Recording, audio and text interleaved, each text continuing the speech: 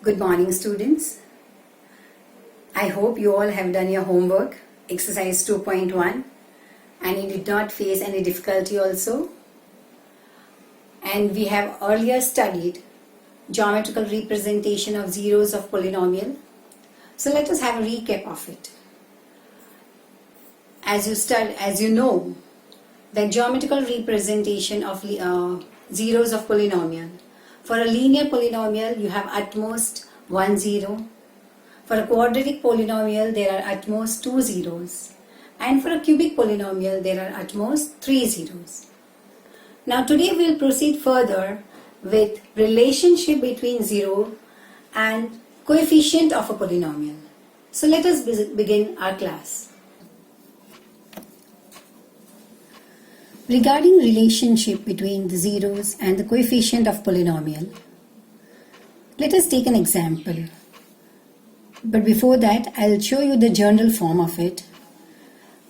The relationship between zeros and the coefficient of a polynomial. If you say alpha and beta are the zeros of a quadratic polynomial, the general form of quadratic polynomial is ax square plus bx plus c, where we say that alpha and beta are the zeros, or you can say the roots of the polynomial. So here the relationship means sum of zeros and the product of zeros. If we talk about sum of zeros, alpha plus beta. Now alpha plus beta is equals to minus b by a. So minus b by a is minus b is what? The coefficient of x. And a is what? Coefficient of x squared.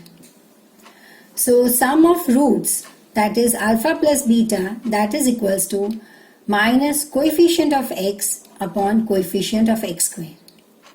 And if we talk about product of zeros, alpha and beta, so alpha into beta is equals to c upon a, where c is a constant term and a is again the coefficient of x squared.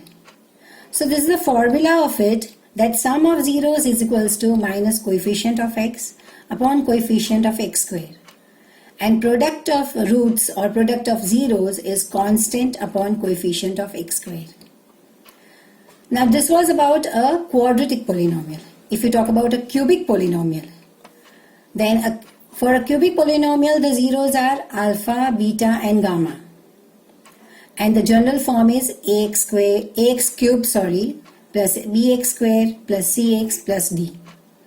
So here there will be 3 times. Sum of roots, there are 3 zeros, so alpha plus beta plus gamma, that is equals to minus b by a. So minus b by a, b is what? The coefficient of x squared and a is the coefficient of x cubed.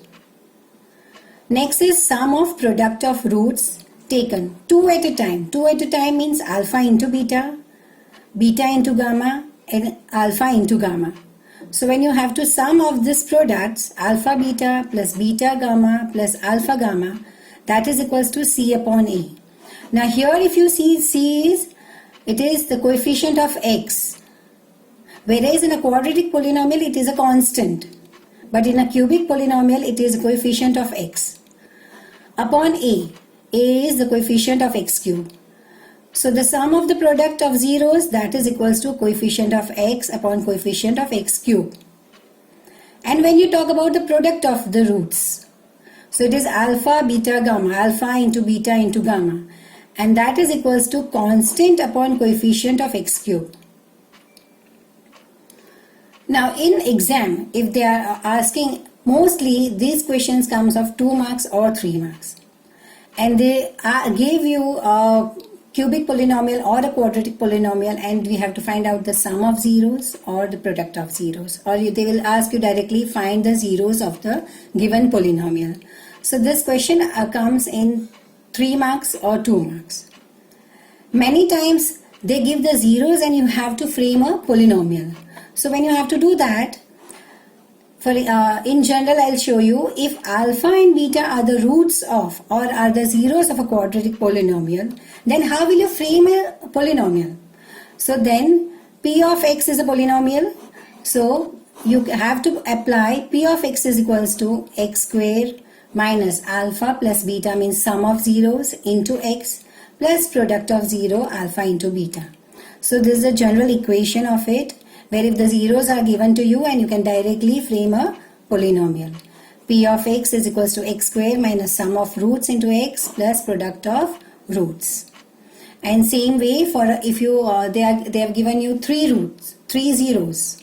So then you have to frame a cubic polynomial which goes like this: x cube minus alpha plus beta plus gamma x square plus alpha beta plus beta gamma plus alpha gamma into x minus alpha beta gamma. Let me show you a few examples based on this, how the questions are asked. So let us take the first example. Find the zeros of the quadratic polynomial and verify the relationship between zeros and the coefficient of polynomial. Now these type of questions are asked. First you have to find out the zeros of this polynomial, right? And then you have to again verify the relationship between it. So for example, if the polynomial is given like this, x square plus 7x plus 12. Now it's very easy to find out the factors of this polynomial. We have already studied factorization in the earlier class. We can apply splitting method of factorization, splitting the middle term, I can say. So here the middle term is 7x and you can split it out. So when you split, it is x square plus 3x plus 4x plus 12, where 3 plus 4 is 7 and 3 into 4 is 12. This is splitting the middle term method. And then when you factorize further, you get x common here in the first two terms, so x plus 3, and plus 4 common in the next two terms, and you get x plus 3.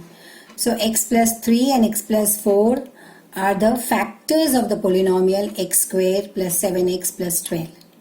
But when you have to find out zeros of this, so here we know that p of x is equals to 0. So p of x is equals to 0, and when you place x plus 3 is equals to 0, you get x is equals to minus 3. And for x plus 4 is equals to 0, you get x is equals to minus 4. So here x plus 3 and x plus 4 are the factors of the polynomial, whereas minus 3 and minus 4 are the zeros of the given polynomial. So I hope, are you clear with it? With the example to find the zero of a quadratic polynomial. Now the next question they say in the same thing, that verify the relationship between zeros and coefficient of the polynomial. Right? So now we have to verify the relationship using the formula which we had seen ahead, that sum of zeros is equals to alpha plus beta, that is minus coefficient of x upon coefficient of x squared. And product of zeros, that is alpha into beta, is equals to constant term upon coefficient of x squared. So here the zeros are minus 3 and minus 4. So when you add it, you get minus 7. So it is minus 7 upon 1. And the product of 0, when you multiply it, you get 12, that is constant upon coefficient of x squared, that is 12 upon 1.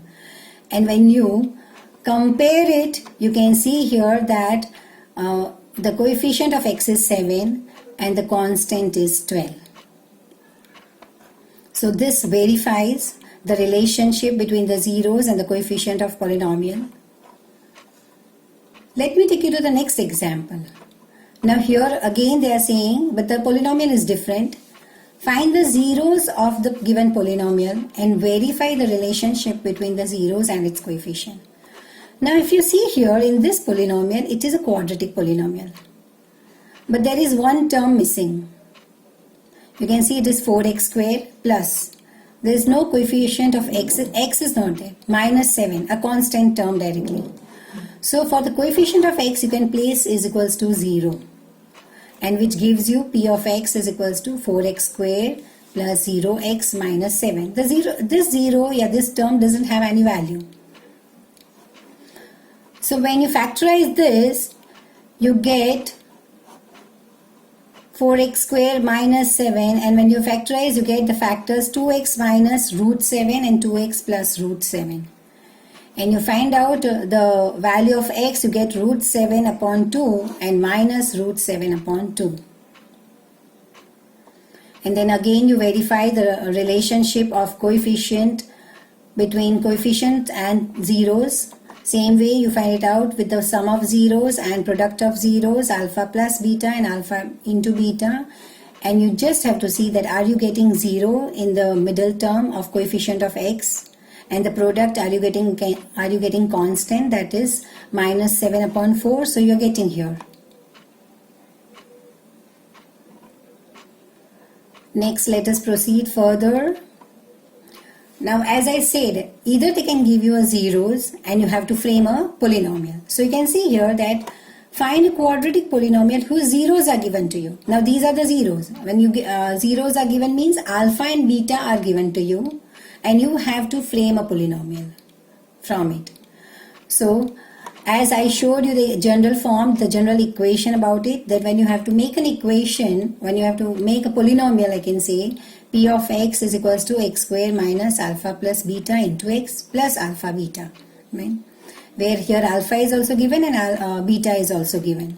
So you add alpha plus beta, you find out the value. Alpha plus beta is equals to 5 plus root 2 plus 5 minus root 2. So where to plus root 2 and minus root 2 will go away and you get 10. When you do alpha into beta, 5 plus root 2 and 5 minus root 2. Now 5 plus root 2, 5 minus root 2, you can imagine, you can remember the identity a minus b, a plus b. So it is a square minus b square. So here you can write 25 minus 4, that is 21. Now this 21 is the constant and the sum of zeros are the coefficient of x. So the equation which you get, the polynomial you get, that is x square minus 10x plus 21. I hope you understood this sum. Similarly, you can refer to the sums given below. Even I would like you to refer to this one, that find a cubic polynomial with the sum of the product of its zeros taken 2 at a time, and the product of its zeros are 5, minus 6, minus 20 respectively. Now here there are 3 zeros given to you, alpha, beta and gamma. And you have to make a polynomial, a cubic polynomial, you have to find it out. So you can go or refer to the process of this whole sum. Go through it very nicely, children, the slide. And so try to solve exercise 2.2, question number 1 and 2 in your class workbook.